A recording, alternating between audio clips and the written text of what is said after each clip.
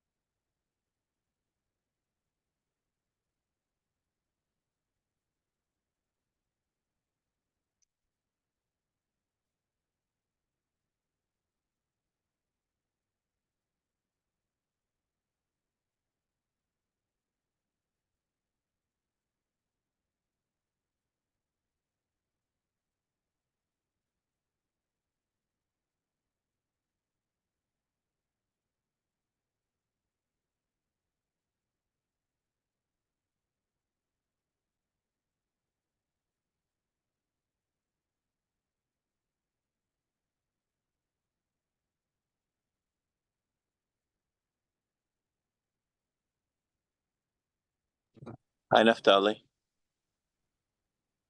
Good morning. Are you giving this year? No. I have you spoken to Rabbi Smith? Do you know his plans? No, I do not know. Yes, yesterday he posted on the chat like if someone could help him today because he's not he wasn't feeling better. So he's not going to be in to give this year today. I don't think so. Yeah, yesterday we got to Lamed Zayin, Amud Aleph, right at the beginning of the big lines on the bottom. Oh, okay. You went further than I did. Good for you. You're not as far. Yeah. No, we did. I did a lot yesterday with the guys, and then it just. Okay, I got up to the Mishnah on Lamed Zayin, but I knew that you were going to go farther. Good for you. Yeah, we went a bit. Yeah, we went, as I said. Yeah, good for you. It's the first big wide line where it says Yamrat. Huh? So, anyone volunteering? Oh, Shalom made the call. Oh, boy.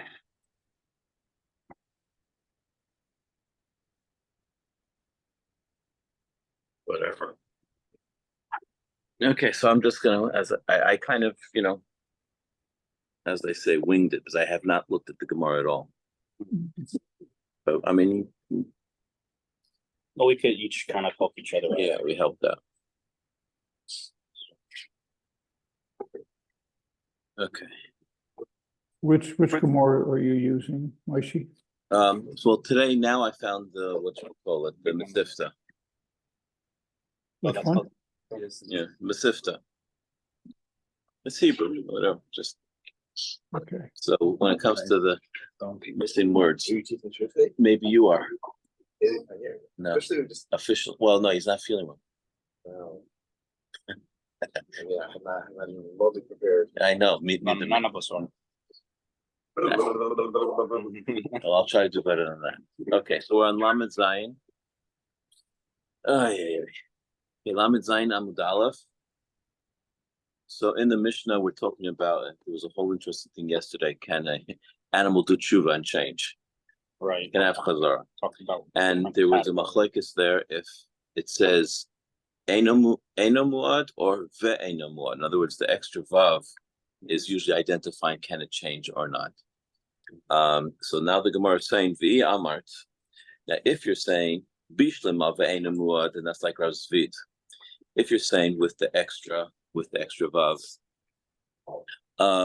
then it's so. If you're saying that taka vi amart bishlema, that ve'eino muad ksani, that's how it's written.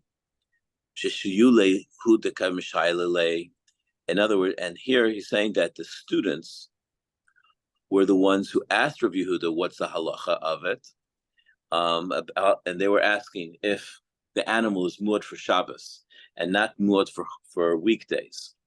And he's the one who actually answers them, and he tells them that in that case he's taka only muad for Shabbos, and stama and regular he's not muad for weekdays. However, if you're going to say the opposite, not ve'eno, but she'eno muad ktani, that's written without the vav, mashma. From here, we're going to understand that the students are actually the ones who said the halacha, said the din in front of Rav Yehuda, that muad l'shabbosais is stama eno muad for Yom HaSachol. In that case, it would mean that it's clearly understood. If you just simply said muad l'Shabbos, so from there you would simply understood that for weekdays he's not muad, and therefore it would be difficult to say Gmurahu dekam megamar lei. What are they the ones teaching the halacha to Rav Yehuda? They're giving him the halacha and giving him the answer, and more. The Gemara says, so it doesn't. Since the students already paskin the halacha. So what's he now? Rav Yehuda has to answer them and add to it that is the halacha. That doesn't make any sense. So that's like a proof to Rav Zvi that it actually is with the vav. Rav Yanai brings another proof to Rav Zvi. Amar Rav Yanai, Meresha Namidaika. Also, again, we're going to prove it from the Resha of the Mishnah which we learned earlier. Before the students ask the questions to Rav Yehuda, he says we can see it from the words of Rav Zvid himself. The Ktani that he writes, Sheshanim, that we learned in the Mishnah, that gives the different details of the shor muad to this and not muad to something else. It says, Es shemuad loy mishalem nezek shalem, that the one that he is muad to, he has to pay the full nezek. Bet she'eino muad, and the one that he's not muad, only pays half the nezek. The amid bishlema. If you're going to say that v'she'enu muad ksani, if it's only going to say muad over there, so then it would be that the Mishnah is already paskin in the din before the question is even asked. The words would be understood. Prushiu k'mefar shalei, and then.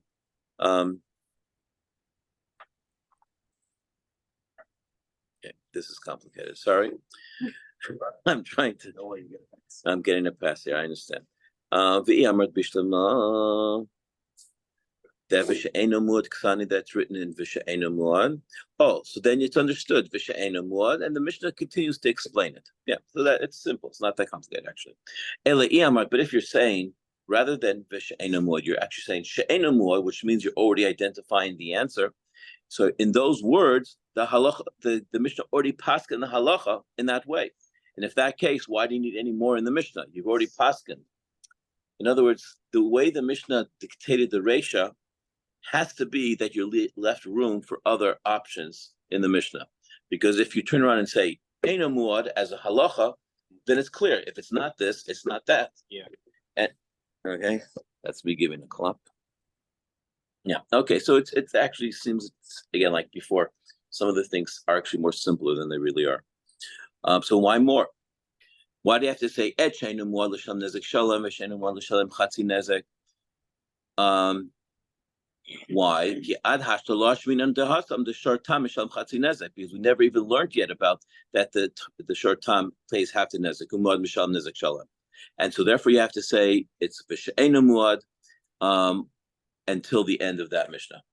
Again, I think basically what the Gemara here is doing, they're just constantly trying to prove from the words of the Mishnah that it has to be a case, and v'she'einu muad, which is not identifying it. It's more just suggesting it. The Gemara finishes and says, Nami Papa. If you're going to want to hold that all these proofs are like Rav Papa, that the shor does not become muad only to the type that it gores. Okay, because Rav Papa is saying that each one you have to absolutely identify individually. And therefore, if it hits one, it becomes muad for that. If he didn't hit the other one, he's not muad to it at all. He says, if that's the case, nagach shor chamor v'gamal, if he gored a ox, a donkey, or a camel, so then maybe Rav Papa admits that he becomes muad to all of them, even though he only gored them once, because Rav Papa said the moment he gores one, he already becomes a muad to that one. So and that would not fit the Mishnah. The Gemara brings other options of oxen that are not muad in all their goring. So it says Tanu Rabbanon Ra Shor v'Nagach. If the ox sees another ox and gores, and then he sees Shor v'Lo Nagach, and then he sees another ox and doesn't gore it, and then once again he walks by ox 3 Shor v'Nagach, and this time he gores it, and then ox 4 Shor v'Lo Nagach, and then he sees another ox and does it. So he's going on and off. Shor v'Nagach, one on, one not, and then he sees again now 5 and 6 go Shor v'Lo Nagach.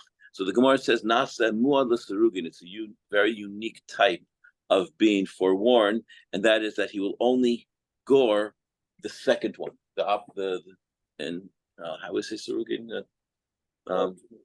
Alternate.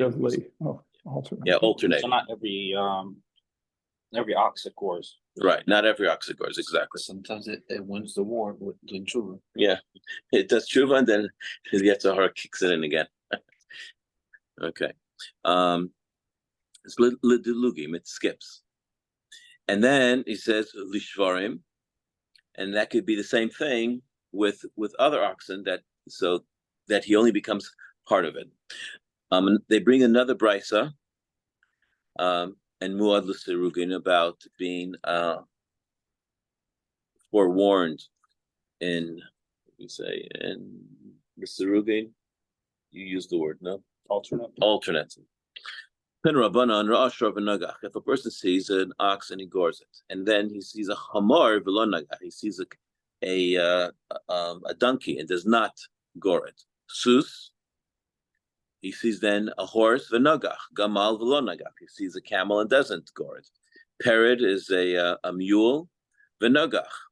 Arod is a wild donkey v'lo nagach, and he doesn't. Again, so now he becomes nasa muad l'surugin lakol, which means he becomes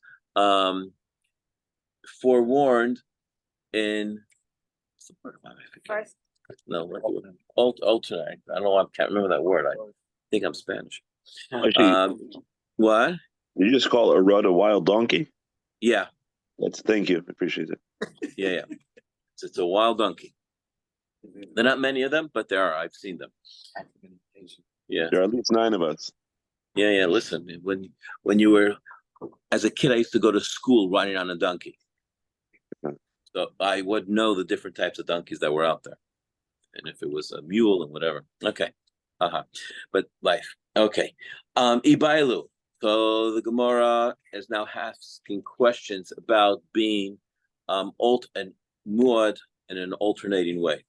So it says like this: Nogach shor v'shor, v'chamal chamor v'gamal mau. What happens if he does 3 oxen, 1 donkey, and 1 camel? Will we say shahai shor basar shvarim shedinan lei? will we say that the third shore is only going with oxen and it's not relating to the alternating animals? So we're putting it with the first ones that go before it, the first two. So he only becomes forewarned for oxen, akate, meaning that his goring are associated with the first ones. Rak l'shvarim hu de'ayet. So he only really becomes forewarned for oxen, lemidi achrini, but for other types, such as donkeys and camels and so on, lo ayet. He's not muad yet. O dilma, what are we going to say? Maybe that this shor basra, that the third time he gored the ox, basar chamor, before the donkey and the gamal shadinan lay. So we're going to say that it's now associated with the next group of animals. So we're adding the last ox that he gored with the other animals, and therefore he now becomes muad for all types. That's the one question the Gemara is asking. Another doubt the Gemara has: what happens if he gores a chamor, the gamal, first a donkey, then a camel, and then shor v'shor miu?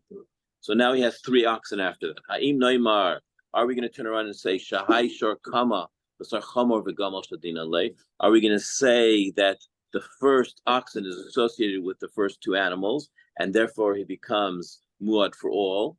Or we're going to say and he's ultimately associated with being forewarned for all animals, or dima, or rather, we're going to say that the first ox that he gores, and it's associated with all the other oxen that he gores, and therefore, again, and therefore all his goring is l'shvarim u'de'ayet. He's only going to be muad for oxen, but leminach achrina loyayed, he won't be. So these are different doubts that the Gemara had, and he says, and therefore this kind of doubts can be associated with the days of the week. What happens if he does Shabbos v'Shabbos? If he gores three different Shabbosim, and then he does Echad v'Shabbos on Sunday, v'Sheni v'Shabbos on Monday, Ma'u, what would it be? And it's the same type of question. Are we going to say Shabbat Basraisa, the third Shabbos, Basar Shabbos, the last one of Shabbos, Huda Shadina Lei? It's associated with the Shabbosim that he gored before that. Vakate, and therefore all his goring are only for Shabbos Hude'ayed, only for Shabbos, this particular ox. We're trying to identify the mentality of this animal. He's only going to be muad for Shabbos. And for the weekdays, he won't be muad. Or dilmar, we're rather going to say that his last negicha on Shabbos that he did, b'sar echad b'Shabbos, after the Sunday, b'sheni b'Shabbos shadina le. Or are we going to turn around and say that it's Shabbos, then Sunday, then Monday, and therefore that's what ties into 3, and v'yayid le l'chuliyam, and that would make him forewarned muad for all days of the week. And the Gemara brings yet another case of a doubt, and says if he was goring Chamishi b'Shabbos, v'erev Shabbos, he did it on Thursday, on Friday, b'Shabbos, he did it on Shabbos, v'Shabbos, so it's 4 times. Thursday, Friday, Shabbos, and another Shabbos. What's it going to be? Are we going to say that the Shabbos Kamaisa, like Bava Kama, Kamaisa, the first Shabbos, Basar Chamishi b'Shabbos, it's in the order of Thursday, Friday, Shabbos, Shadina Lane, that's the way we're going to rule it, and therefore he would be only, and therefore he'd be muad for all days of the week. But that would mean for all days of the week.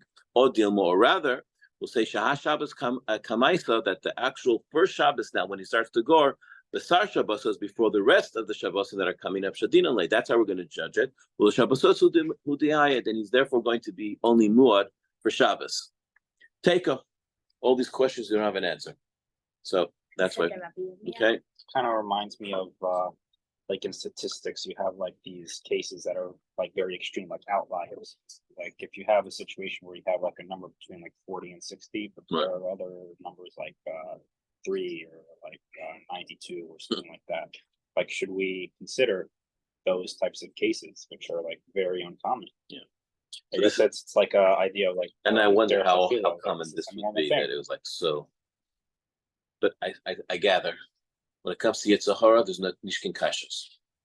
The last case, we were, what, 4 days in a row? Right, so it's saying it's Thursday, Friday, Shabbos, and then another Shabbos again. Shabbos. So now, is he changed? It's like, what does that mean? What does that first Shabbos mean? Does it mean that he's identifying that he's going all days of the week? Or is that first Shabbos saying that he's now establishing a new pattern of becoming one that goes only Shabbos? Because he did the second Shabbos. But he's done 3 days in a row. Why isn't it like a zebra? But You know, and he's a permanent mode. There's no no, pattern. but because this has to do with intention. This has to do with brain, with the mind. That's why this whole thing is so complex, because it's not just talking about a person eats. Here, it's an animal. When the animal grew up, he wasn't goring. Suddenly, he gets a horizon, he starts to gore. We're trying to understand the pattern because now it has to do with how you're going to watch it. So now it's the onus of the owner. The basis has to decide, is the owner responsible for this? So we have to say, could the owner have understood what was coming? You know, you have your animal, you know, you kind of, to a certain degree, we get to know the nature of our animal. Like a Right? dog that Yeah, you'll attacks know what and it does. the muzzle, let's You'll take it. and you'll know what gets your dog, what takes it off and gets running. If it'll see a rabbit, it won't run. But if it goes and sees a cat, it's going. But in You know, terms of Shabbos, right? an animal wouldn't necessarily care or know the difference. But sometimes it's in its mind. It's a cycle. That's really what 3 is about. Why would he do it? We have examples that some animals wouldn't work on Shabbos because they were owned by children. Yeah. They know that the Shabbos was to relax. Well, that's extreme, but okay. Okay. We have examples. The Gemara goes ahead and continues. It's not up. It's not finished. Nogach shor biyom chamish yasar b'chodesh zeh. If this animal, look inside. You don't know where it is, like yes. Where are we? Lamed Zayin. Pick on him. He's one of the best things. Yeah, I know. There's a take it here. Yes. Huh?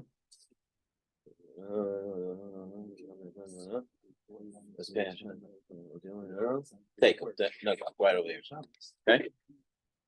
So it says if he went ahead and gored on Hamisha Asar b'chodesh zeh, he gored on the 15th day of this month, and then again b'yom shisha asar b'chodesh zeh, then again on the 16th day, and then again on the shiva asar b'chodesh on the 17th. Sorry, I apologize. But okay, first he did on the 15th of this month, and then he did 16th on the following month, and then he did the 17th day of the 3rd month.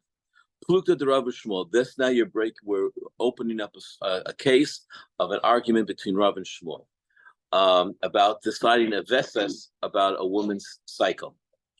The Itmar is brought down in Maseches Nida, Daf Samach Dalet, for those who want to know. That a woman, that if she saw dam nida, if she sees the blood of nida, b'yom chamisha asar b'chodesh zeh, she sees it on the 15th of this month, b'yom shisha asar b'chodesh zeh, and then on the 16th of the following month, b'yom shiva asar b'chodesh zeh, and then on the 17th day of the following month. Rav Amar kavala veses l'dilugim. She's going to be an alternating. No, what was the word? Why am I forgetting? The word was alternate. Oh, I got the word. Okay, wow, got it right. Okay, Rav Amar. So then she does. It's basically a veses l'sirugin. It's a veses that skips. That's alternating. Shmuel Amar. Shmuel says on the contrary. He says no. The fact that she saw 3 times, it's proof that but on 3 different ones, it's proof that the first one does not attach itself. Rob's fixed. What? It's fixed. No, it's fixed to skip. So you now now when would you be expecting the next Vesed? On the 18th of the following. So he says it's a fixed skipped one. Shmuel's what? It's a 31-day cycle. Yeah, well, okay, but it's always going to be the next day. So when you have to mark off on the calendar, it would be the next day. Shmuel Amar, and Shmuel says it does not cause any establishment. I see what I want. Right, depend if it's a chus or a moment. Okay, so Shmuel says no, that does not approve of doing something a chazaka 3 times. And in this case, he says that she would have to do that type of case 3 complete times. So basically in a process of 9 months to get that kind of a veset in place. Another case, they talk about this muad, and they associate it with another argument. Amarava Shama Kol Shofar V'Nagach. If the animal heard the shofar blowing, and that says sign that was their trigger to go and gore, and then again heard the Kol Shofar V'Nagach. He heard again the shofar blowing, and again gored, and once again Kol Shofar V'Nagach 3 times. Nasa Muad L'Shofaros. He becomes now muad for shofar. So whenever you can expect a shofar going, this guy's goring, and that becomes the Gemara asks Shita. Well, what's the chiddush over here? That's kind of obvious if you see it. Every single time the shofar blows in shul, the ox outside starts to gore. If you see that 3 times happening, it's obvious that that's so. What's the chiddush here? The Gemara answers Ma'u Tema. There was room to say that without the words of Rava, we would have said Shahach Shofar Kamma. We could have said that the first time that you blew the shofar, and therefore the first goring that he did the first time after hearing the shofar, suyuta be'almu denakta. It simply wasn't because he had a yetzer hara. He just simply got scared. He suddenly heard a big sound, and the first thing he thought of doing was goring another animal. Wouldn't you do that, right? So therefore, it wasn't part of its creative nature, but rather kamash malan. And therefore, we say from this that no, that the first time that he hears it already adds up to the next 2 to make it muad for shofar. Okay, we're up to the Mishnah. You have it? Okay. Shor shel Yisrael, if a Yid had an ox, shenogach shor shel hekdesh, that gored the ox of hekdesh, meaning that it was belonged to the money of Beis Hamikdash. V'shel hekdesh, or the opposite, and if it was an ox that belonged to hekdesh, that was being guarded by the Kohanim, shenogach l'shor shel hedyot, that went ahead and gored a ox, an ordinary ox, potter. In these 2 cases, saying potter from paying any nezek, not for tam and not for muad. He's basically completely potter. So it's a shenemar, as it says in the pasuk, v'chi gov shores ish shorei, because the pasuk says that it has to be an ox that belongs to your friend, meaning on the same category as you are. V'lo shor shel hekdesh, and we're not talking about an ox that belongs to hekdesh. It only applies when it gores another animal associated on the same level category of what it is. The Mishnah brings another halacha. It says shor shel Yisrael, if it was an ox of a Yid, shenagach l'shor shel Knani, and if it gored a Knani, basically a non-Jew's ox, potter, also potter. But on the other hand, shel Knani, but if it was a Canaanite ox, shenagach l'shor shel Yisrael, that gored a ox belonging to Yisrael, ben tam ben muad mishal nezek shalom. A very interesting halacha that if a goy's ox gores a Jewish ox, without 3 times, he automatically goes and has to pay nezek shalom. Okay, we all want to ask why, but that's what the Mishnah says. Okay, matniti, the Gemara says like this. Our Mishnah is actually exempt of advising us that when the ox of Israel gores an ox of hekdesh is potter. Why? And it's saying our Mishnah is not like Rabbi Shimon ben Menashe. It's not like the Tana of Shimon ben Menashe that says, is he a Tana? I don't even know. Is he a Tana or Shimon ben Menashe? I haven't seen him lately. Do you know Naphtali? Well, I think it's referring to a brisa that would have made him a Tana. Well, then it probably is a Tanya. Sure, that because according to him, Rabbi Shimon ben Menashe holds that if an ox of Yisrael gores an ox of hekdesh, you are chayav, because he says the Tanya shor shel hedyot shenagach shor shel hekdesh. He says an ordinary ox that gores the ox of hekdesh v'shel hekdesh, and if it was the ox of hekdesh shenagach shor shel hedyot potter shenemar shorei v'lo shor shel hekdesh. And Rabbi Shimon ben Menashe says in this brisa shor shel hekdesh shenagach shor shel hedyot potter. He says, but if it was an ox of a yid that gored shor shel hekdesh, if it was an ox of a hekdesh that gored the ordinary one, patur.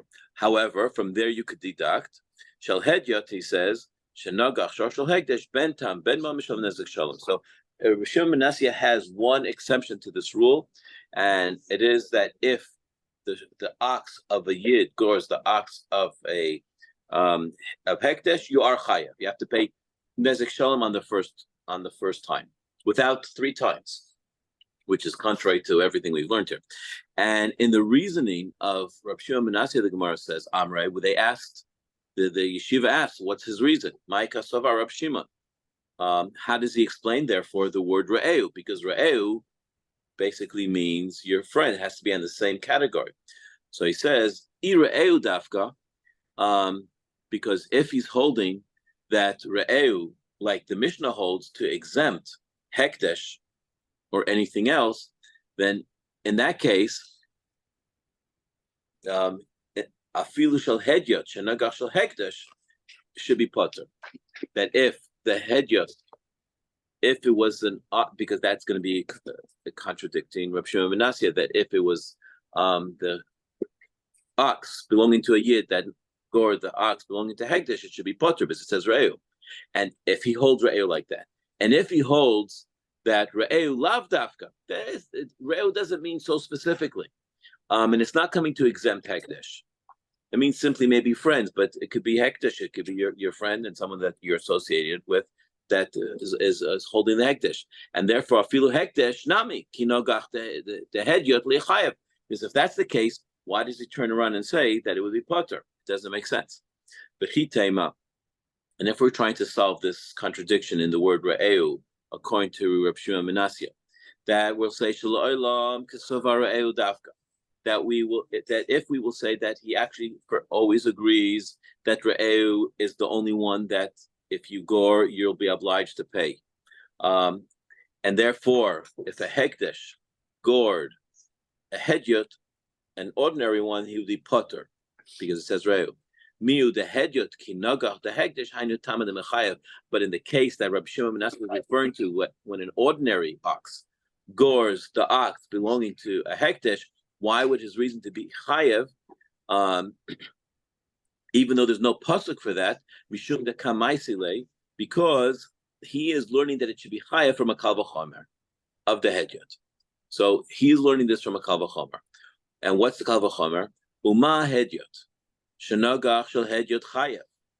He says like this: if an ordinary ox gores another ordinary ox and is going to be chayev, yes, after 3 times it'll be nezek shalom.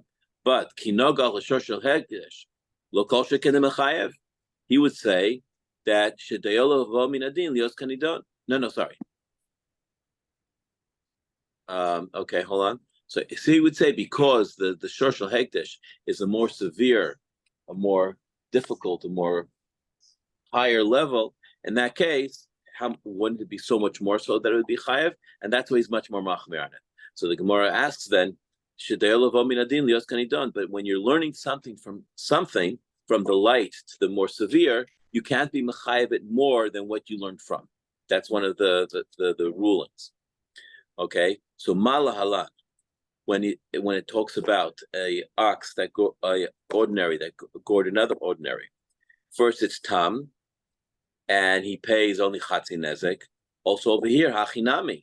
In the case that Rav Shimon ben Nasya is referring to, when it was an ordinary that gored the hekdesh, it should also be half nezek. And Rav Shimon ben Nasya is saying that you have to pay full nezek. So we're still not solving how can Rav Shimon ben Nasya say that if an ordinary ox gores a hekdesh, he's chayav nezek shalom on the first round. Okay, we don't have the answer. Ela Maresh Lakish. So Rav Lakish says the following. He says, yeah, it really is, re'eu is the real word. And still you can learn the halacha, the ruling of Reb Shimon. And it goes like this. Hakol hayu b'chlal nezek shalom. So Rish Lakish is, it's interesting what Rish Lakish is doing now. He's saying, instead of going from the beginning of the story, this is actually very interesting. He says, we're going to go to the tail end. When an ox gores 3 times, right? Forget about the first 2. When he's going the first, right? He says that in fact, the Torah really wanted that the moment an ox scores, he should have paid nezek shalom. That is the way it was intended to be. That's with the goy and. No, we're not even up to that yet. He's saying that all animals should have been, you gore once, you pay full damage. What do you mean? I knock your house. Oh, you only knocked my house down once. You only have to pay half. Only if you did it 3 times. Where's this 3 times that come in with an animal in the first place? It says, all should have been nezek shalom to begin with. Unless, the only reason why we're not doing that is because the Torah said it's not that way. But logic would have said, if an animal gored, you pay nezek shalom. You bashed my car, you pay the full thing. We didn't say, because it's your first time you bashed it, you only have to pay half. If it's your animal. Okay, it's my robot. I mean, whatever. What it's saying is that that it should have been hakoil. It always should have been that everybody pays. It's your animal. We should watch it. I mean, What's if a human being does it, there is no nezek shalom. What? If a human being does any damage, there's no such concept that there's no sexual. You just pay it only with it. applies to someone's animal. Right. But we're saying kiyad achrita. When you have something that belongs to you, it's like, oh, I had my full arm, I had my glove. So Reish Lakish is going from the tail end. He's saying that everyone should have paid nezek shalom. The reason why we don't pay nezek shalom on the first time, he says, it's because the Torah tells us that. Okay, so sometimes we follow the laws of Torah when it's actually going against our logic. If it's my animal, you watch it. That's it. It's your responsibility. That's it. And therefore would not have made a difference if it was an ordinary ox or if it was an ox belonging to Hekdesh. Everybody would have had to pay this way versus that way. You always would have had to pay nezek shalom, less from what the Torah was saying. If it wasn't for the fact that the Torah said the word re'eu. So without the word re'eu, it just would have said shor shenogach mishal nezek shalom. He says, because now we put, when the Torah tells you, when the Torah starts to say that when your ox gored another ox, shel re'eu, and it's teaching about the tam, now it's coming to exempt him from paying the full damage. So the Torah is now telling you that from now on, re'eu is a mute. Re'eu is coming to exempt anything that's not a re'eu. So it's only re'eu that you get this exemption that tam mishalem chatzi nezek. But from there you can learn that hekdesh you would have to pay the full amount. Ben tam ben muad. So he actually did it in a very simple way of saying, rather than starting the story up, he's saying all animals have to pay full nezek. That's it. That's when you have something in your life, you can't say, because this is not my hand, if it fell over, it's yours. Yeah. Damage, we can be lenient, but it's yours. It says the word. But when it throws the word re'eu in, now it's saying, okay, if we're now finding like in a little exemption, when you go and you find, where's our attorney? He finds the little rulings that can change the rule. The rule is if you did damage, you pay. However, we have a little law that tells you that if it was under this circumstance, we can get you off on some of it, right? So he was saying the word re'eu was to get you off if you gored something that's not re'eu. Okay? So therefore, once it comes to hekdesh, that exemption is off. So there's no 3, there's no nothing, you just paid nezek shalom, and therefore shalom nasa can be understood. For goy also then. Yeah, well, I don't know about the go yet, but that's, technically. It seems to be just the opposite, unless I'm interpreting wrong, of the Hasidic interpretation of where re'ehu, re'echa is used in the sentence where you have to have the person with the, the weight. I forget the whole pasuk. Yeah, right. Right. Because re'echa there is used for yourself. So it takes out the animals and it says, no, we're talking about your friend.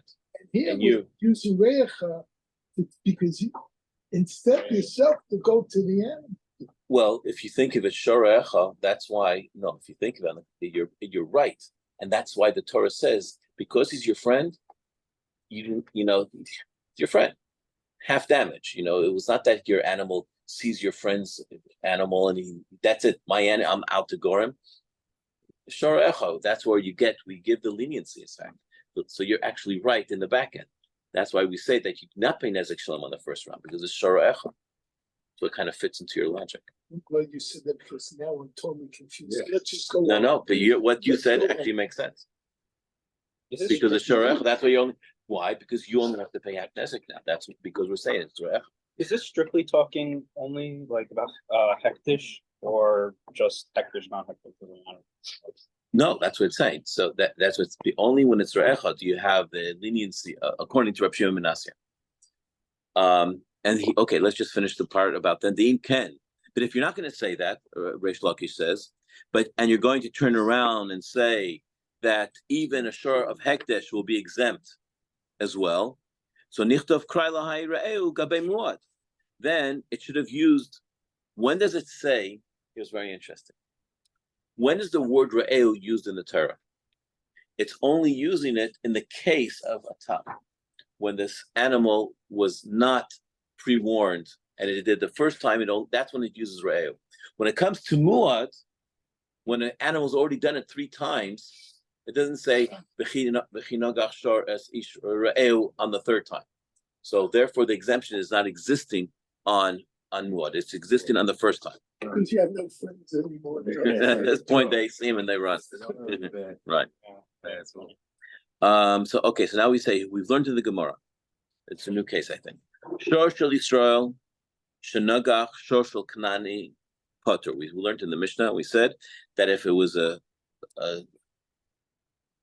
ox belonging to Yisrael that gored a goy is potter. Tam or muad, he's exempt from completely. And the Gemara now is asking what's going on here. So in the yeshiva, they heard this and they said, "Hey, this doesn't make much sense. Explain." Mima nafshach. Either way you look at it, it doesn't make sense.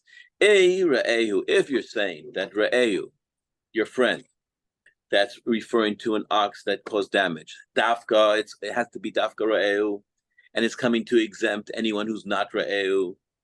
And that's why if a Yiddish ox gored a Knani ox, he'd be exempt. If that's the case, then why the Knani kinogach Yisrael namili potter? Then in that case, it should have been the opposite, should have worked as well. That if a goy ox gored a Jewish ox, he also should be potter because it's not re'eu. But what did the Mishnah say?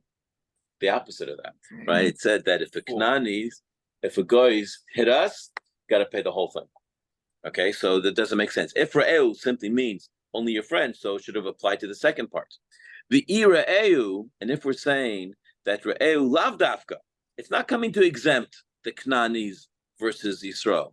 So in that case, when Yisrael kinogach the Knani, he should also be chayev. In other words, mineube. Either way you look at it, this Mishnah is not working. So Avau is trying to explain this. He says like this: Amar Avau, that from re'eu you cannot come to exempt a Knani, but nonetheless a Knani is going to be different. So he says re'eu is not coming to say here a Jew versus non-Jew. It's coming to say more an ordinary versus hekdesh, but not the Knani. So because the pasuk says in Chavakuk, that's one of the later prophets, Amad v'imoded eret ra v'yater goyim. He'll stood and measure land. He'll see and leave over the goyim. So from this pasuk you can learn Ra, he's Boinen Hakadosh Baruch Hu. Hashem searched and examined. B'sheva mitzvah kiblu alem b'nei Noach. On the 7, Hashem looked down and saw that the goyim took upon themselves the 7 mitzvahs of b'nei Noach. If they keep them, if they're keeping them, and kevan shalokimu, but when he looked close at the goyim, he saw that too many and most were not keeping them. Amad vehetir. He basically, how do you say hefker? What's hefker? There's what's the word for hefker in English? Ani mafkir dvarim shali. I am. Yeah, I disavowed. I ownerless. I gave them up. Mamanam li Yisrael. I'm giving up their money to belong to Yidden, and therefore, if an ox of Yisrael is goring one of their oxen, he'll be potter. And if one of theirs hit us, they're chayev, based on that pasuk. Because they didn't keep. Wow, that's heavy. You can go deep into that one. Go ahead. Okay. No, our time is running. Rabbi Yochanan Amar, he says we have to learn this from here. From the pasuk in Devarim, Hofia Mea Paran, where Hashem reveals himself in the mouth of Paran, we can learn Mi Paran, from that time, from that moment, when the nations of the world refused to receive the Torah and Paran, Hofia, he revealed and permitted Mamoinam Israel. He permitted their money to belong to Yidden. And therefore, if one of our animals gore one of theirs, we're potter, one of theirs hit us, they're chayev. So from the word Paran. Tani Nami Hachi, we also learned this in the Brisa. According to the Amoraim, they learned this in the Brisa. Shor shel Yisrael, shenagach shor shel Knani potter. If it was a shor of Israel that gored an ox belonging to a Knani is potter. Shor shel Knani, shenagach shor shel Yisrael. But if it was the opposite, a Knani that gored shel Yisrael, ben tam ben muad, whether theirs was a tam or a muad for warn, Shalom nezek shalom, you just have to pay nezek shalom. Shenemar, as it said, Amad v'yimoded eretz rav yater goyim. He brings the first pasuk, as Rav Abba says, ve'oimer, and they add hofia mer paran. As Rav Yochanan says, those two psukim prove that we don't have to pay when our animal gores them.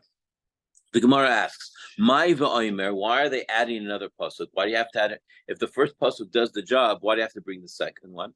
V'chi tema. If you want to come and slug up, you want to argue with the first proof of that pasuk, Amad v'yimoded eretz, that pasuk therefore is mibayle lichterav matana. We can possibly suggest that it only is translated as Rav Matana. Rav Yosef, we would have to have a different one. Why? It doesn't say. I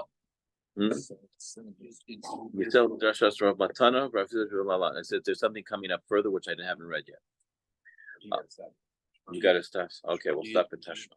Do you think that they put like those two like proofs, kind of like to seal the deal? So they would be like, well, that's what it's going to be that. But he's saying that the first one there's a little loophole in it, and therefore you have to bring a second one. And a lot of times you see that in the Gemara. The Rebbe does it all the time. The Rebbe takes a Rashi and dissects it. He said because sometimes Rashi brings two and sometimes three different translations of something. And there he says if the first one was good, we need the second or the third one. Because the first one's good, but it's missing something. And then the Rebbe says, but okay, so why'd you bring the first one first? Bring the second one. And he says, well, the second one had a bigger problem. That's why you bring the first. Okay. Yeah, boy. Nice. Okay, have a great day, Naftali. Moshe, thank you. Thank you. That was very well done. I hope not. Where exactly on the page are you finishing? Oh, sorry, I just closed it. It was All right. on. I'll tell you now. Hold on. Lamed Ches. Yeah. Let me find it here. Yar Paran. Ramata. It's like three. When the lines get wide, we just finished the third line. We're gonna come up to. Yeah. Okay. Good. That's where it is. Thank you. you. Thank you Have very a good much. day. Have a great day, guys. Okay, Kultiv. Oh boy. Did well. You did well. Did very good. Now I can understand where my white hairs are coming from. Okay, Kultiv. Where? Where are they coming from? It's stressful. Okay.